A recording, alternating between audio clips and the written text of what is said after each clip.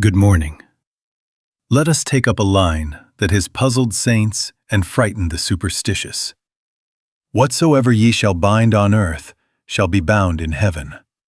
Whatsoever ye shall loose on earth shall be loosed in heaven. Surprising as it may seem, we are having difficulty getting past a certain hump with this. The hump is the feeling that here we have been handed a spiritual lever, a power stick, a way to make weather behave, make governments straighten up, make money come, make disease go. And when it doesn't obey like a trained pet, we are left either guilty that we didn't have enough faith, or superstitious that perhaps an unseen force is toying with us. Do you see that? Now, before we go racing toward remedies or formulas, let us confess something plainly. Scripture is not put into our hands as literature to admire or to memorize, as if the words did the work. As long as they remain lines in a book, they are of value only as literature, and the best of literature cannot heal a heart or set a man free until it becomes embodied. When, however, we embody a principle, when a word becomes flesh in our own awareness, we are living that scripture. Reading it is only the step leading to embodying it, realizing it, achieving the actual consciousness of it. Frankly, I can't do it for you, nor can the writings or the recordings do it for you. I can only point. Do you see that? So let us hear the Master anew. He is not conferring a magic wand upon human minds.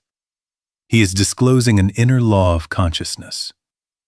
What you bind, what you fasten your consciousness to as reality, will echo as your heaven and your earth. What you loose, what you release from the status of reality in your own awareness, will dissolve its echo in heaven and earth. This is not duality. This is merely a human form of turning within to the one law that functions as your very life. The Master is not setting you over life to control it. He is inviting you into life as law, into the recognition that consciousness, what it accepts, what it consents to, is the needle that threads experience. Do you see that?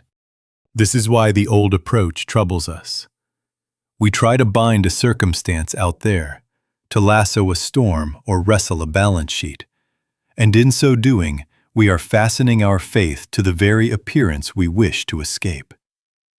Then we wonder why there is strain. The verse isn't a spell. It is a mirror. It says, "Look, as you judge, so it is judged in you. As you accept, so it appears to you within and without." And here, at the outset, we make a quiet vow. I am a willing instrument. I'm willing to be still and let you be God. God as individual being, God as my being, so that what is bound or loosed from this point on is not the traffic of thoughts, but the activity of grace made actual in consciousness. Now, let us take the word bind and place it where it belongs, in consciousness. To bind, in the Master's sense, is not to chain a circumstance out there. It is to tie your awareness to a conclusion. This is real, this is final, this is law. When a pain shows itself and you say within yourself, "This is my condition," you have bound it. When a lack presents itself and you nod, "This is the fact of my life," you have bound it. Do you see that? You have not bound your body or your bank. You have fastened your consent to an appearance and crowned it with authority. That is binding. It is the fastening of faith to a picture projected by sense, and then living as if that picture were the judge and the lawgiver. To loose is different. To loose is release.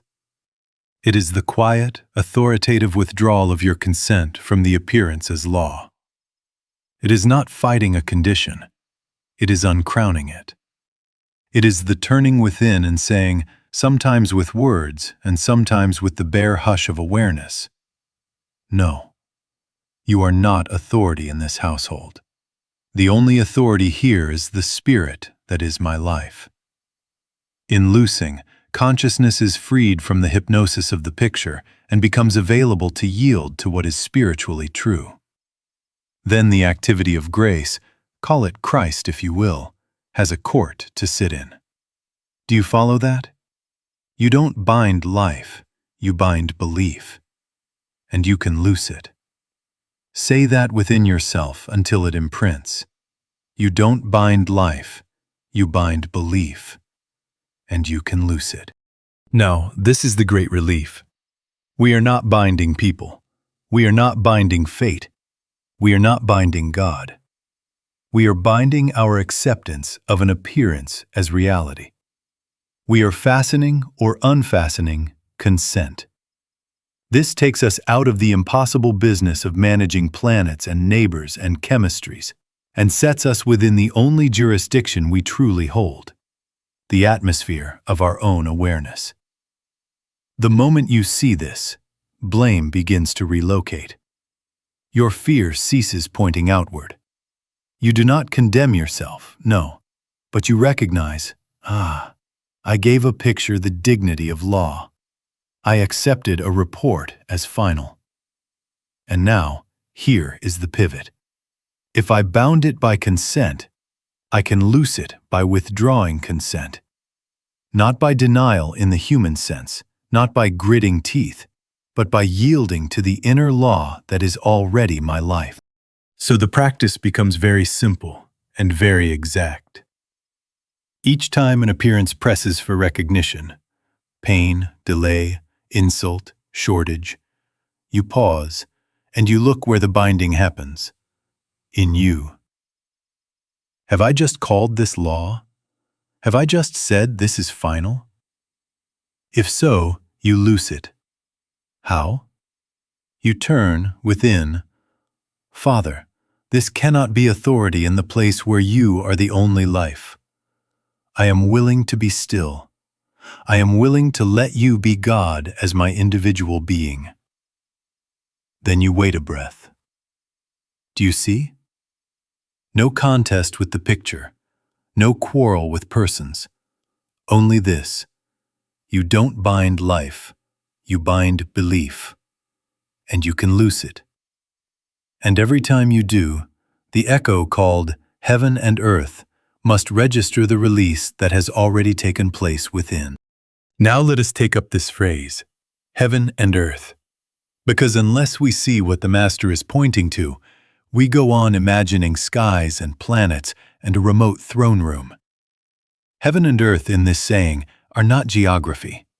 They are registers, two sides of one coin, the inner tone and the outer echo of what consciousness has enthroned as law.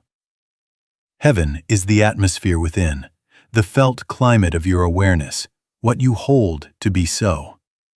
Earth is the picture that appears to conform, your interpretations, your relationships, your transactions, your body report. As within, as accepted, so without, as experienced. Do you see that? Make it very practical. If I bind myself to fear as the fact of life, if I agree that danger is authority, then my heaven, the inner realm, fills with alertness and dread.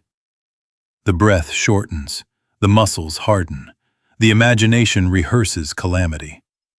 And then earth follows. Headlines seem to speak only of threats. The phone call is heard as bad news before it lands. The door left open becomes a burglary in the making.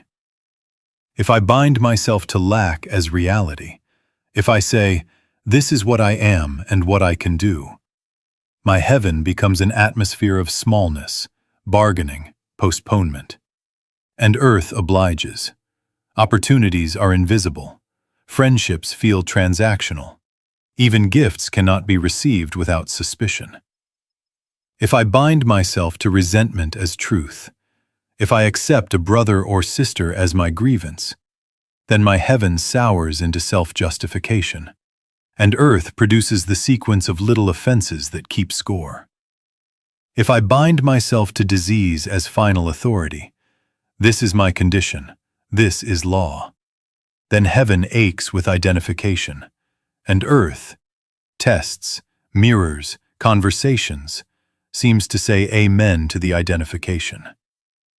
You don't bind life, you bind belief, and you can loose it.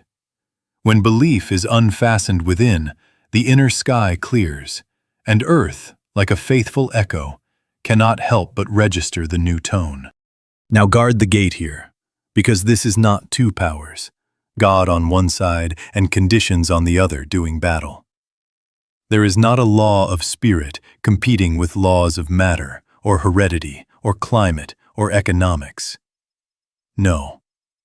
Not laws of matter, not laws of heredity, not laws of climate, not laws of economics, not laws of medical belief, not laws of sin or purity, not laws of age or calendar, not laws of governments or statistics. Only the law of spirit, recognized as the one presence, the one activity, the one substance. God is individual being. God is your being. God is my being. When that is missed, belief paints shadows on the screen and then trembles before its own picture. When that is realized, the picture loses authority because the light behind it is acknowledged as the only power. And so the real question becomes painfully simple and wonderfully exact. Where do I meet a claim? Where, except within my own consciousness? Where can you encounter fear? Out there in a weather pattern? Where can you correct lack? On a ledger? Where can you dissolve resentment? By rewriting another's past? Where can you answer disease? By arguing with flesh? No. You meet the claim at its root, in that sacred place where consent is given or withdrawn. You turn within. Father, in the place where Thou art my life, this picture cannot be law. I am willing to be still. I am willing to let You be God as my individual being. Then heaven, Your inner state, registers the recognition, and earth must answer to the recognition. From this point on, treat heaven and earth not as wardens to appease, but as witnesses to the inner authority you acknowledge.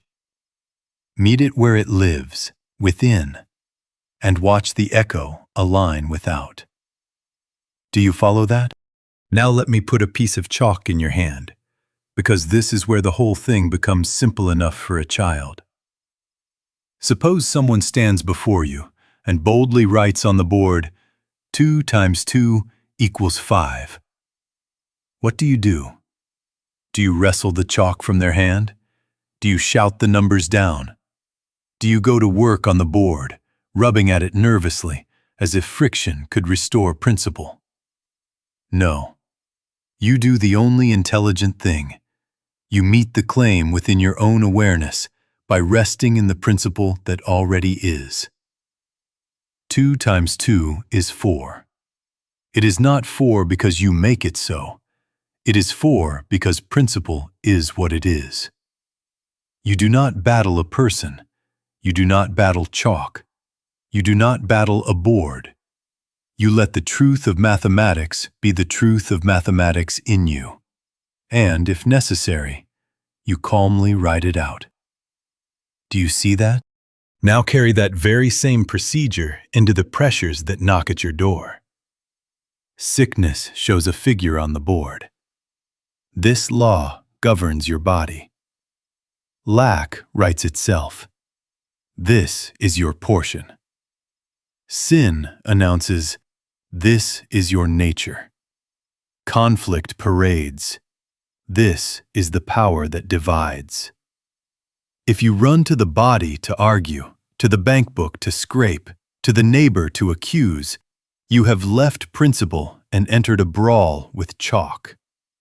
The moment you try to fix it in flesh or ledger or circumstance, you are in competition with medicine, with psychiatry, with economics, with morals, and you have accepted two powers. But we have no competition because we have no second power. We haven't got a sick person to contend with. We have a claim. We haven't got a sinner to reform. We have an appearance. Where can you meet a belief except in your own mind? Do you see that? So, as the picture presents itself, 2 times 2 equals 5.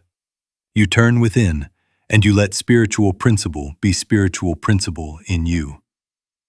Not by repeating words as if they were magic, but by consenting to what is. God is individual being. God is your being. Therefore, the only law here, the only life here, is the law and life of God. Quietly, inwardly, you acknowledge, no, in the place where thou art my life, this cannot be authority.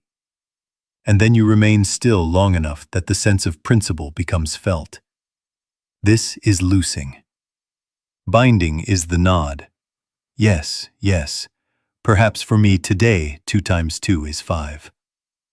Loosing is the withdrawal of that nod, and the yielded recognition of the only algebra at work, the Christ activity, grace, the law of spirit as your very being. Do not be fooled by the noise of chalk. Let them write on every board in the city that you are limited, that you are guilty, that you are endangered.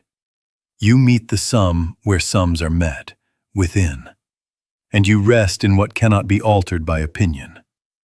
Then, if an outer correction is called for, it will be a calm writing of the fact, not a fight. If a treatment is required, it will be the transparency through which grace does the works, not your contest with matter. And you will know you are on the beam when the strain leaves and the inner atmosphere says, 4, and the boards, one by one, begin to show it. So now, each time a headline, a diagnosis, a bill, a remark, a memory draws 2 times 2 equals 5 across your sky. Pause. Ask yourself aloud if you must, where can I meet this belief except in my own mind? Then meet it there. Be still. Let the principle of one presence, one power, one law, announce itself as your very being. Do you see that? Then heaven registers 4, and earth, faithful echo that it is, cannot help but read it back to you. Here, then, is the astonishment that removes the strain from all of this. God is individual being. God is your being. God is my being. Say it within yourself until it is not a sentence but an atmosphere. God is individual being. God is your being. God is my being. Do you see that this is not poetry, but the only foundation on which binding and loosing can make sense? If God were somewhere else, if God were an external authority to be pleaded with, then you and I would have to negotiate with appearances and then carry our petition to a distance. But if God is your very being, if the life which you call I is the presence of God manifesting, then reality is not bargained for. It is revealed by turning within to the source of your being. Now watch what happens when this shifts from phrase to realization. The human sense of self, this proud, frightened, calculating little manager, binds itself to fear and limitation because it believes itself to be a selfhood with a will and wisdom of its own. It has to estimate risks, hoard against a future, brace against the neighbor, fight with matter, and then pray to a far-off power to fix its losses. That is the binding, fastening consciousness to this picture of apartness and making its noise law. But when it dawns, I and the Father are one. The very life I am is the life of God individualized here. The cord of apartness snaps. Loosing begins not as a technique, but as a natural effect. You cannot go on treating appearances as law when the only law you recognize is the presence that is your life. Do you follow that? This is not duality.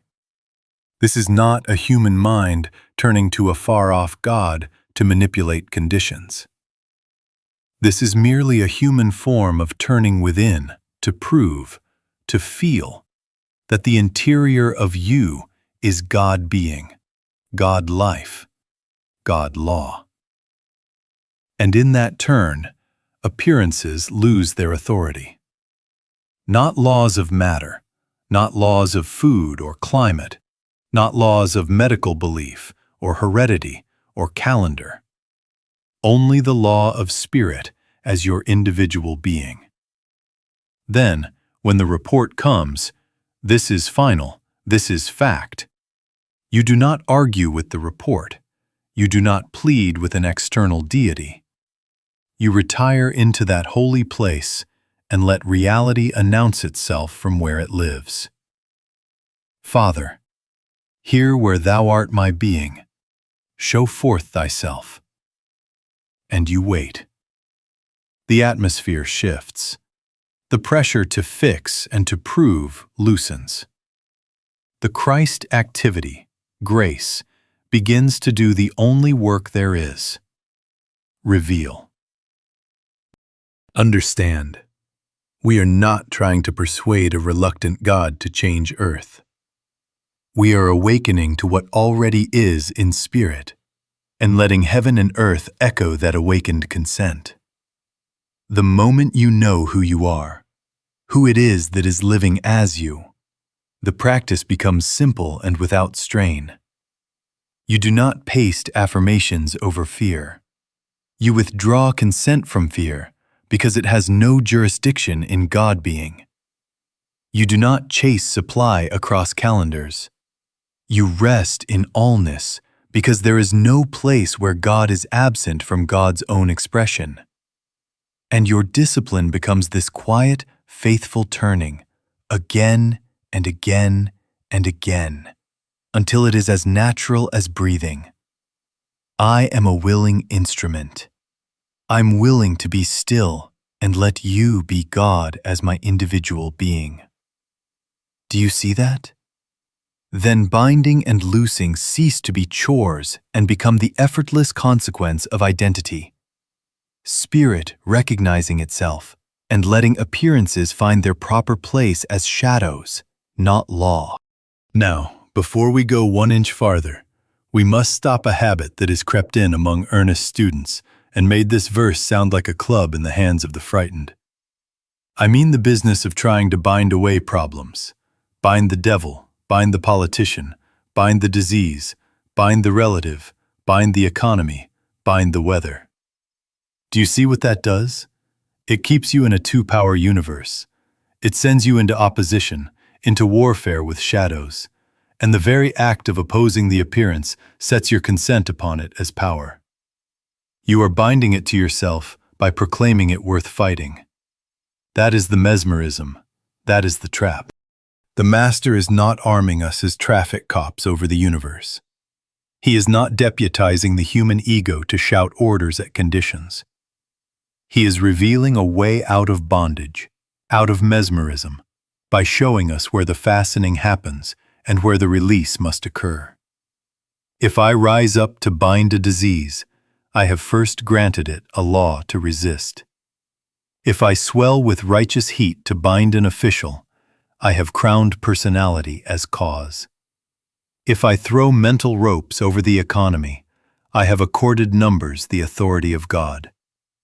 And then I wonder why my prayer is strained, why my jaw is tight, why fear remains. Because I am fighting belief as if it were a power out there. Do you see that? We must say it clearly and with compassion for ourselves. This metaphysical platitude cliché business, waving affirmations like swords, shouting prayers across the room, rolling up sleeves to fix spirit's universe, must end. Not because the master is scolding, but because he is saving us from exhaustion. Not willpower, not positive thinking strain, not the noise of our best religious vocabulary, but quiet recognition of truth and surrender to grace. We do not bind life. We bind belief when we set it up as power, and we fasten ourselves to it by resisting it as something. The more I glare at the figure 2 times 2 equals 5, the more the chalk owns my attention. The moment I turn back to principle, calmly, silently, the hypnosis of the chalk is over. Do you follow that? So, withdraw from the warfare. Refuse the role of cosmic policeman. Let there be in you this honest confession. I will not accept an appearance as authority and then try to strangle it. Father, in the place where Thou art my being, there is no second power to resist. I am willing to be still. I am willing to let Thy grace be the activity here. And then you wait. That is not passivity. That is the only intelligent action. Releasing the picture from the dignity of law and yielding the field to the one law already present as your very life. When you stop trying to bind away problems, something subtle and wonderful happens. The strain leaves, the fists unclench, and the inner court is cleared. In that stillness, you become available to the Christ activity that does the works. And that, friends, is the bridge to our next step. If we will cease binding life with our opposition, we will be ready to learn what loosing actually is. Not a technique to change things, but a surrendered recognition that says, I can of mine own self do nothing. Father, Thou doest the works. And then stands aside for grace to reveal the only law at work. Do you see that? Now, what is this loosing? It sounds like inaction to the human ear, because it begins with an admission the ego fears to make. I can of mine own self do nothing. That is the Master's confession, and it is the doorway by which the Christ principle becomes the activity of your experience. Do you see that? The help we seek cannot come as my understanding or your cleverness. It must come as the activity of the Christ realized within. One touch of the Christ is enough to raise the dead. One movement of grace is enough to dissolve the claim that paraded as law. So loosing is not your arm wrestling with a condition. It is your consenting that the Father do the works. Here is the inner script, and I suggest you let it live in you until it speaks itself without effort. Father, let Thy grace be the sufficiency unto this moment, this body, this household, this decision. Thumma, then, wait. Not a nervous wait, a yielded, listening stillness. I can of mine own self do nothing. Father, Thou doest the works. Breathe there. Rest there. The moment you genuinely take your hands off the levers of fear and pride, you will often feel a warmth begin to move, or a loosening as if a belt had been taken in a notch too tight and now released, or a clarity that is not the product of reasoning, but of presence. Those are not theatrics. They are the atmosphere shifting from human jurisdiction to divine law. Do you follow that? Now do not call this passivity. It is the only intelligent activity. Withdrawal of consent from false law and yielded agreement with the one law. The human impulse is to rush, to fix, to warn, to budget, to prescribe, to argue, and by all that noise to glorify the chalk mark as authority. Loosing says, no. In the place where thou art my being, there is no second power.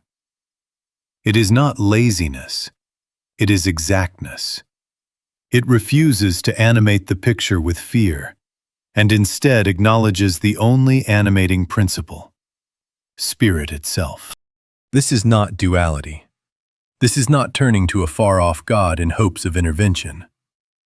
This is merely a human form of turning within to that which is your own life.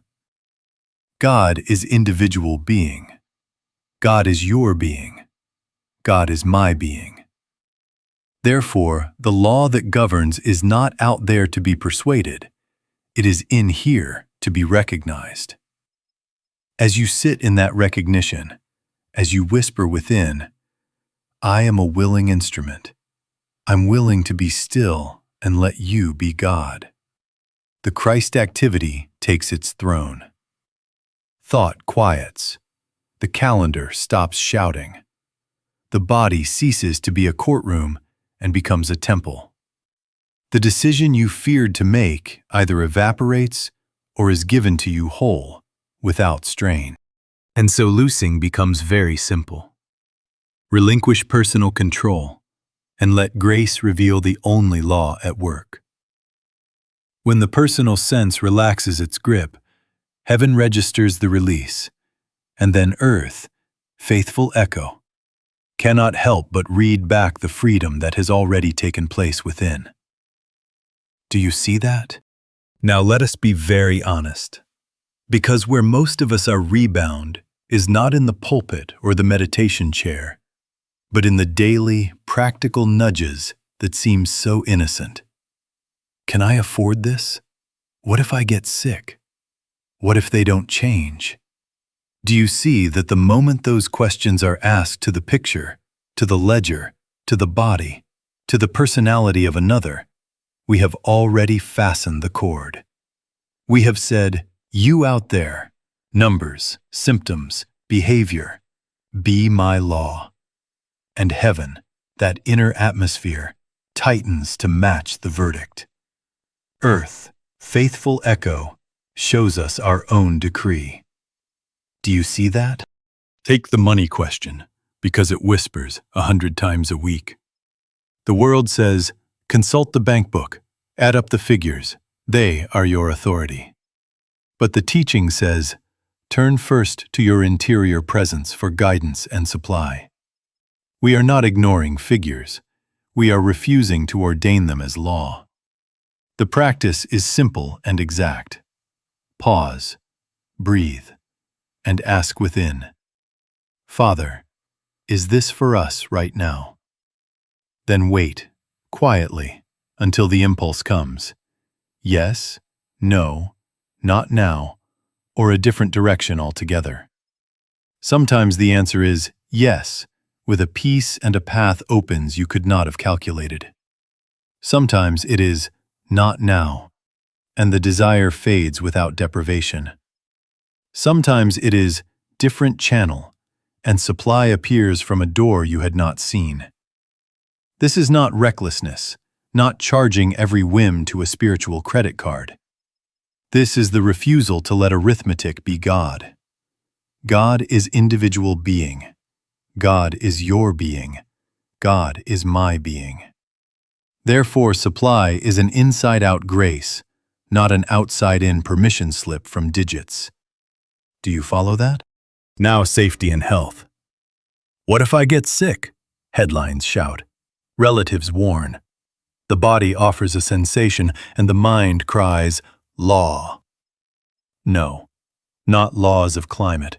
Not laws of season, not laws of age, not laws of medical belief, only the law of spirit recognized. Where do you meet the claim except within? Sit still. Father, here where thou art my life, is there a second power? Then wait. The impulse may say, rest. It may say, make this simple human provision. It may say, no response is required. Be still. Whatever the guidance, it is not born of fear, and because it arises from the One, it does not rebind you to the picture. It releases you to right action under grace. We are not denying human facts. We are denying them the crown of law. The law is God as your being. And the need to be right. Ah, that old chain. What if they don't change? So you set a tribunal in your chest and try the case of your brother. That binds you to the very image you resent. Instead, turn within. Father, is this mine to speak? Is this mine to carry? Show me thy way here. Sometimes the answer is silence, and love's atmosphere dissolves the quarrel without a word. Sometimes the answer is a word, brief, unheated, given without a hook in it. Sometimes it is to walk the other road altogether. In each case, the righteousness that held you like a vice relaxes because you have withdrawn consent from personality as cause and yielded to the Christ activity as the only actor. Do you see that? So let us set this seal on the day. Temptations bind us when we treat appearances as law. Freedom begins when we consult the interior presence instead. Practice the 3 to 5 minute turnings repeatedly. Father, is this for us right now? And let the yes, no, not now, or different direction become as natural as breath. And now we must face a subtler temptation still.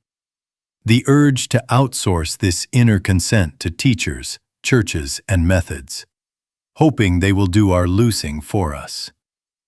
We will not be left there. We will see why no one can carry your consciousness but you. Do you follow that? Now we must face this gently, but without compromise. No person can bind or loose for you. No book, no recording, no organization can perform this inward act. At best, they can point, can stir remembrance, can hold a quiet atmosphere while you make your turn. But the fastening of consent and the withdrawing of consent, these happen only in your consciousness. Do you see that? If you imagine that the teacher does it, or the method, or the movement, you have already placed your good outside and made an idol of the channel. And the moment you crown a channel, you fear losing it. That is bondage. Watch the loop. You meet a difficulty. You run to a practitioner. You feel relief. Beautiful. Gratitude is right. But if, underneath, you have said, "My safety is in that one," then at once you are bound to a personality, and to geography, and to schedule. If their phone is busy, fear returns. If they go away, panic. If the movement changes direction, resentment. You have not loosed. You have merely shifted the rope from the picture to the helper. And then you cannot help but flatter and plead, and later perhaps blame and criticize, because you made a person your law. Do you follow that? True ministry does not accept that throne. A practitioner worth the word says within, "I can of mine own self do nothing. Father, thou doest the works. I am a willing instrument. I'm willing to be still and let you be God." If help comes, it is the activity of the Christ flowing, not a personal understanding, not a clever formula. And because it comes as grace, it will not ask you to kneel to a name or to remain a spiritual minor. If I do not disappear behind the work so that the Comforter comes to you, then I have failed you. If I go not away, the Comforter will not come to you. The aim is not to attach you to me. The aim is to free you into God as your own being. So honor the teacher. Honor the book that awakened you at midnight. Be grateful for the recording that steadied your breath. But then go on. Reading it is only a step leading to embodying it. As long as it remains in a book, it is literature. when you realize it, when you sit down and turn, Father, here where thou art my life, let thy grace be the sufficiency. Then it is your consciousness. And hear me say it plainly. A man or a woman sins when they leave you in the position of believing that you, in any wise, need them. If I thought these talks would again make someone dependent, I would want to tear them all up. No more shall you worship in this holy mountain, nor yet in that temple, nor yet in this organization or that teacher, but in spirit and in truth. God is individual being. God is your being. God is my being. Nothing can happen to you except what happens to God. Where can you meet a belief except in your own mind? Where can you withdraw consent except within? There the loosing must occur. And now, to keep you from drifting back into the old loop, we will make this very practical. We will turn this realization into a simple, repeatable discipline. Brief intervals each day in which you consciously unbind the mind and restore your direct contact. Then heaven will register your freedom, and earth, faithful echo, will show it forth. Do you see that? Now let us bring this all the way home, so that it becomes a lived rhythm rather than a bright idea. Several times a day, 3, 4, 5 times, stop. Do nothing outwardly. Sit back in the chair, or stand there in the kitchen, or pause at your desk.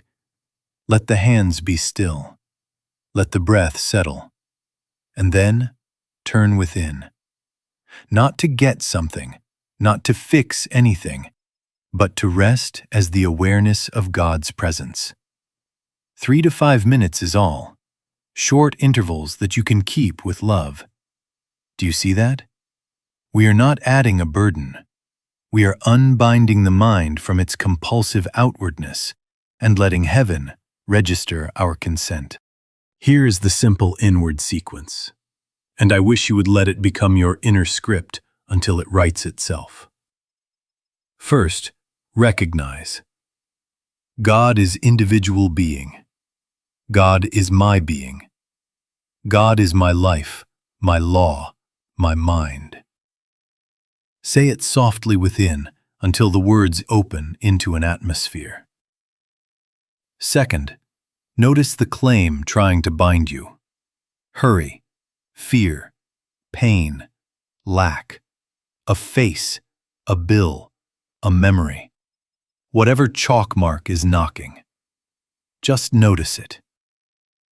Third, release it. This is appearance, not law. Where thou art my being, there is no second power. Fourth, yield. I can of mine own self do nothing. Father, let thy grace be the sufficiency here. Fifth, wait in stillness. Not thinking up outcomes, not arguing, not pleading. Waiting.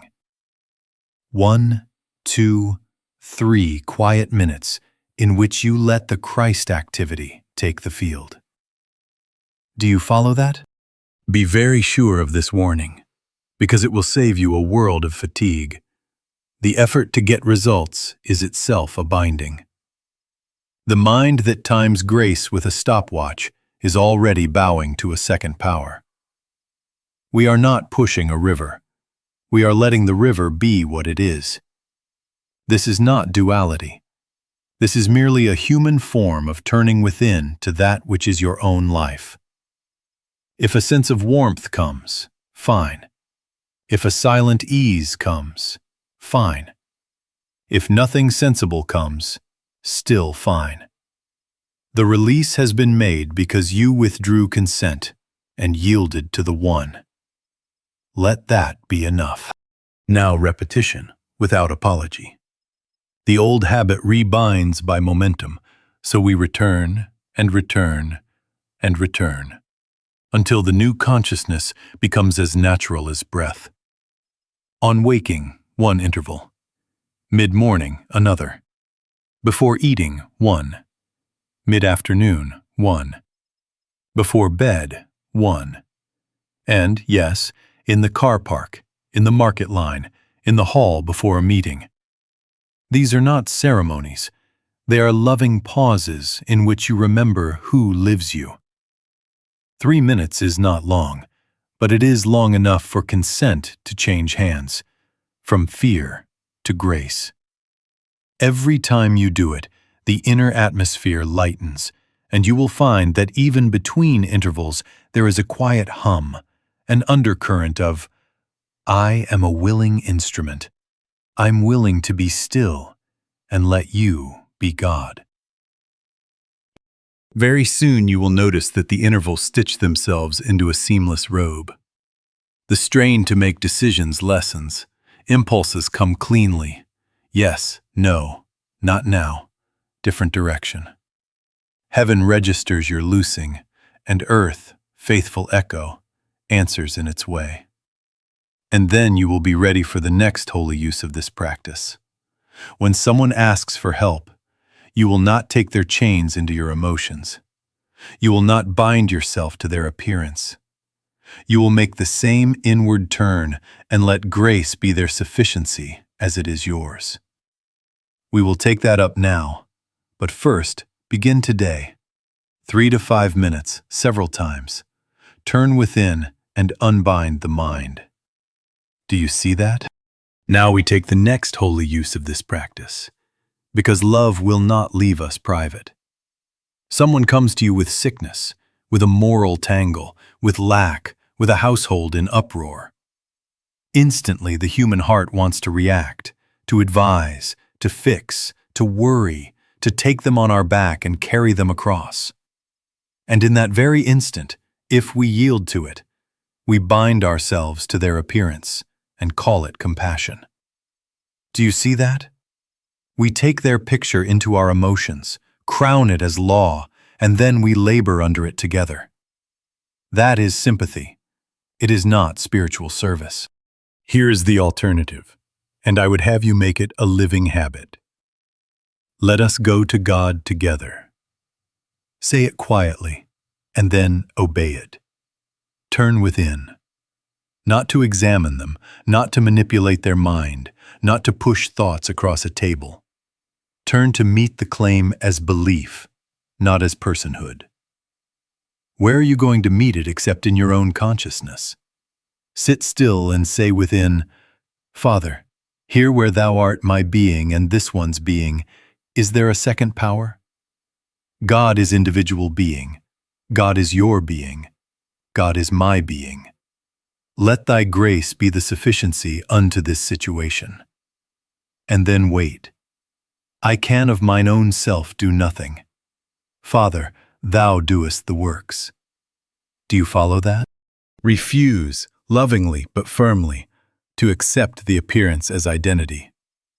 You have not got a sick person, a sinful person, a poor person to fix.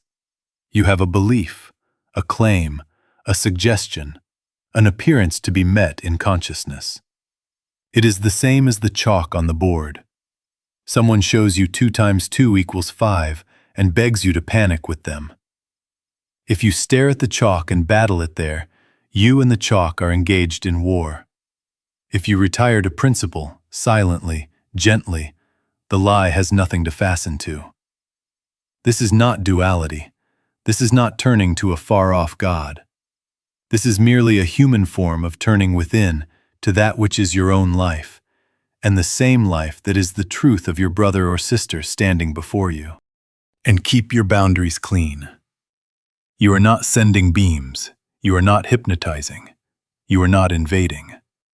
You are abiding in truth. You are consenting that the Christ be the only activity here.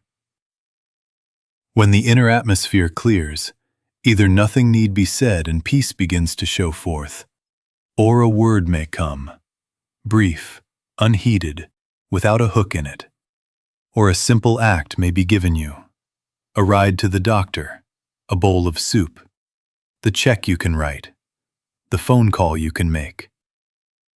In each case, the doing flows after the loosing, It does not precede it. Do you see that? If the heart tugs to drama, to worry, to feverish pity, let that be your signal. Turn within at once, withdraw consent from the picture, and let grace take the field. This is service.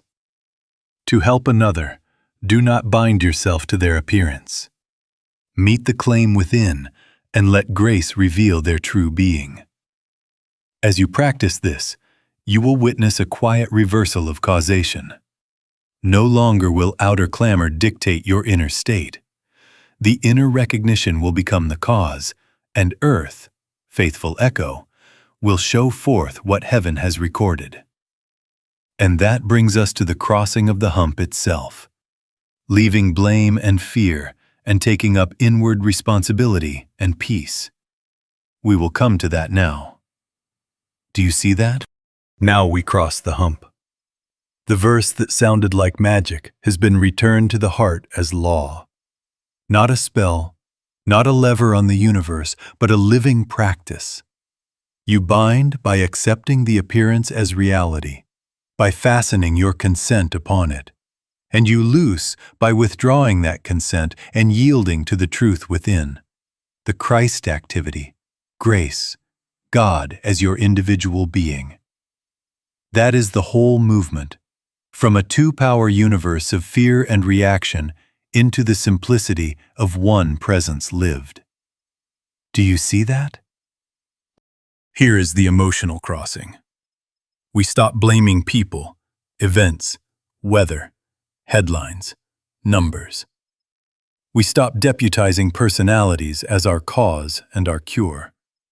We take responsibility, not for outcomes, not for rearranging the picture, but for what we accept as law in our own consciousness. And we do it without self-judgment, because the moment we surrender the levers, I can of mine own self do nothing. Grace does the work. The strain leaves because the worker changes. No longer I try, but Father, Thou doest the works. No longer I make truth happen, but I consent to what is already true. Do you follow that? Now the foundation that makes this sane and gentle. One presence, one power, one law. Not laws of matter, not laws of finance, not laws of age or chance. One law, realized inwardly as God being, shows forth as harmony outwardly. Heaven and earth, inner and outer, are correspondences. As the fastening or the release takes place within, so the echo appears without. We do not make effects. We register cause by recognizing the one. God is individual being. God is your being. God is my being. Therefore, nothing can happen to you except what happens to God, and there is no second power to make it otherwise. Do you see that? And so the practice is very simple, and it must be close to the ground. Begin today with small claims, the prickle of irritation, the traffic delay, the little money worry. The moment you feel the tug, stop and notice. This is the place where binding tries to happen. Then turn, quietly, briefly, within. God is individual being. God is my being. This is appearance, not law. I can of mine own self do nothing. Father, let thy grace be the sufficiency here.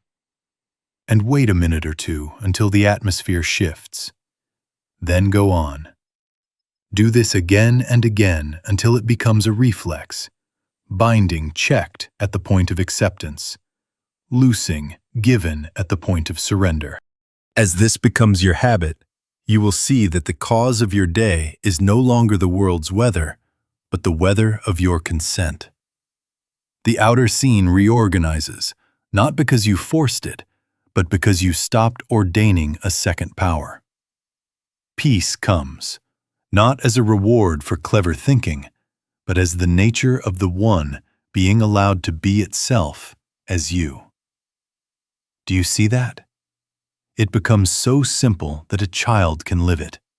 And so must we become, as a child, turning within, trusting, yielding, letting grace be the only activity. Begin now, turn now, and let heaven register your freedom so that earth, faithful echo, may show it forth.